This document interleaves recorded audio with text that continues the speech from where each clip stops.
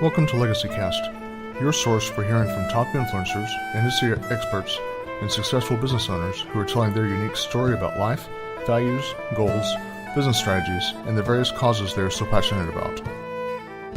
Future generations will come to be impacted by what is happening today, whether positive or negative, and our mission is to focus on what is going to affect change for the better. Hosted each weekday by James Snow, a former U.S. Army combat medic, now founder and principal advisor of James Advisors Group, a full-service financial planning firm in North Texas. This is Legacy Cast.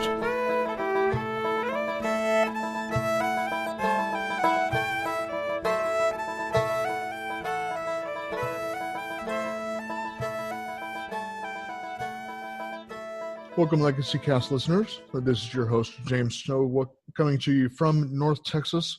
And I have with me a friend and really good guy, Marc Cavalli, that's coming to me. And I'd like to have him tell you a little bit about what he's doing as far as creating his legacy and what he's doing to make the world a better place. Because as I like to tell people, your legacy is sort of your story, and it's you having an opportunity to tell your story your way, so that people many years from now will know what you cared about, what you did to make the world better, and who you influenced while you're here. And so, without further ado, I'd like to welcome Marc to the program. Hi, James. So, Marc, if you can just tell our listeners a little bit about what you do and the things that you're doing, to as far as being a person of influence. Well, as far as influence goes, Joint Task Force 22-0 just wants to influence currently serving veterans or first responders to open up, speak out, reach out, get their story out, because I found out how empowering it can be when you tell yours. When you tell your story, when you're not looking for sympathy or anything like that, you want to engage at least one person in the room, or in this case, within listening range, right, to go ahead and reach out and let everybody know it's okay. When you're dealing with a lot of stuff that our vets and first responders deal with nowadays, such as post-traumatic stress and thoughts of suicide. Sure. So when you're thinking of legacy, kind of on a personal level, what first comes to mind when you think about that, Marc? I honestly don't know. I would hope that my legacy, if I was to have one, would be that of JTF's as a team effort, getting as many resources as we can put out through social media and our website and podcasts, to have those vets and first responders open up and hopefully get rid of the epidemic that we're dealing with right now. Yeah, and that's a powerful legacy in of itself, because from there on you're making better the lives of those individuals that have sacrificed, and you're creating a platform to where they can really be able to have that healing and that growth going forwards. So that's a very powerful legacy. Do you feel it's important that people actively consider, maybe on a daily basis even, what they're doing to build their legacy, either on a personal level and business level? Yes, absolutely. Sure. It can always be built upon or even changed, for that matter. Sure. It's not always the financial legacies, but even the things that we're doing, educational, or the things that we're doing in society and what have you, the different activities that we're part of, and even maybe some nonprofits that we're part of, to where we're actually helping to do something better. So it's there's many different different facets to to the subject, I think.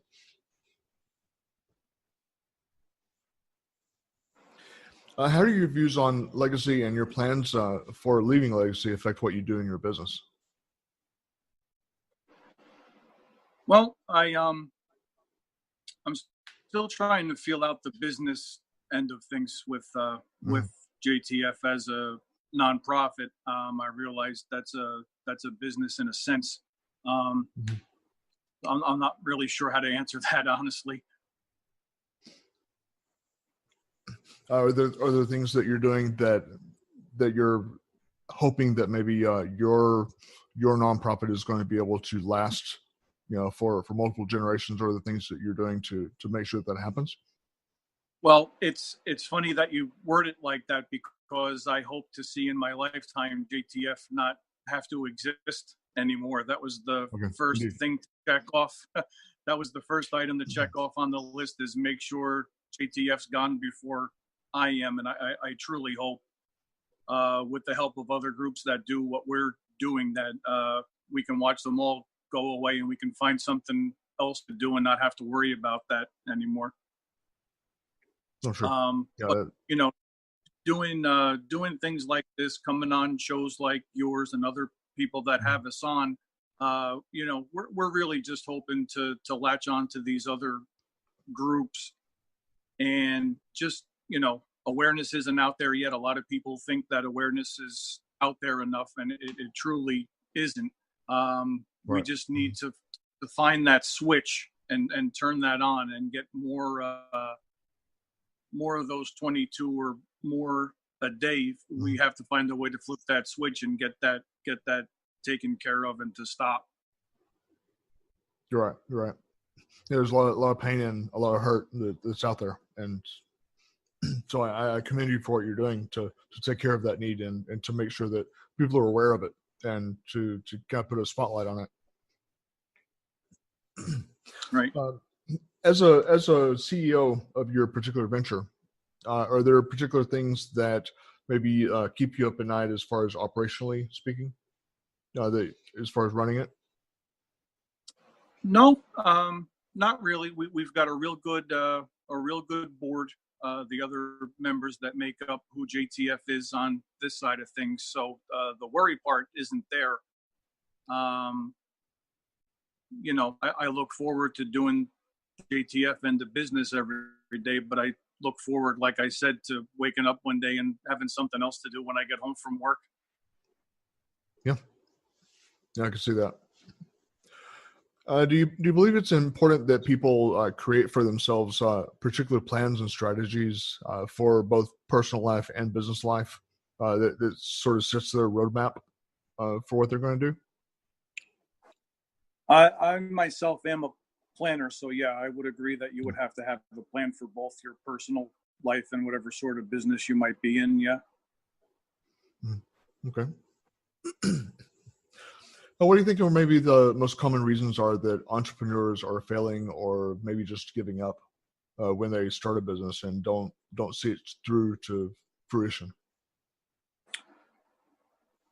I don't know really, because I do look at several a day, and then I see posts where, a group or a person that you're following seems to not be doing what they're doing anymore. They don't give any reason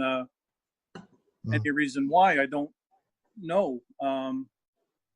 It could be maybe not finding like-minded people, but in a venture like ours, that's what we need. So that's what we've always had, is like-minded people behind the mission. I don't know where some of the groups fall out, but it seems to happen all the time.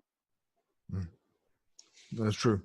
Maybe just not planning for just how hard it can be, perhaps, to right. start something up. It can be difficult and time consuming, but in a mission like ours, that's not going to be the reason we go away. Yeah, you have to have tenacity to be able to see it through. That's for sure. Right.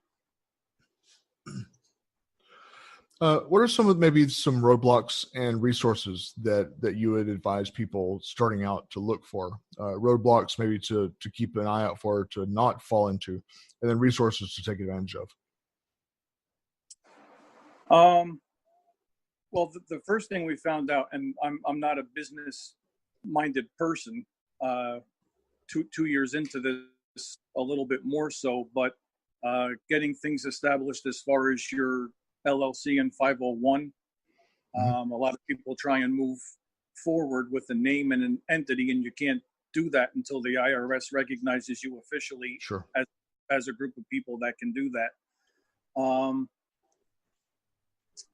like I said in the question you asked before, you've got to find the like-minded people to encompass your organization, and we feed so much off of each other because each of us knows a different aspect of the business end of things. If you don't start with that, I could see you going away very, very quickly. Sure.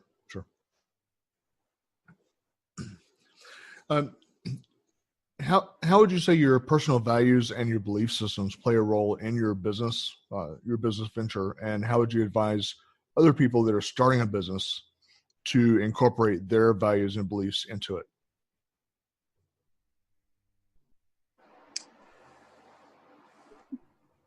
That's kind of tough to answer. I've never fielded questions like those, so I really don't. Really not sure how to answer that. I mean, you have to. Personally, I feel if you stay true to yourself and are around those like-minded people, it's hard to go wrong. And that's not a great answer, but on the spot to come up with something, that's really all I would have for that. Well, that actually is a good answer. What you're saying is just being true to yourself and true to what you believe, and to follow with those things and staying, keeping those core values and make sure that you follow those things and not, because the people that we need to attract, we're going to attract people like us. And so, it's very important that the people that are out there do realize that, if they're living out exactly what they are very transparently, then, they're going to attract the right person. Right. And always, of course, doing the right thing. Right. What's maybe something that you wish you had done earlier in life that you didn't do, or maybe do differently?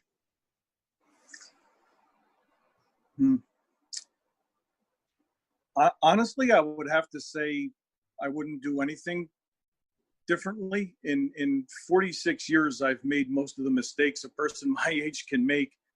But like I'm trying to instill in my son is you have to, when it's all over, look back and not say could have, would have, should have. If an opportunity presents itself, take it when it does, because they don't come around twice, I would say, ever.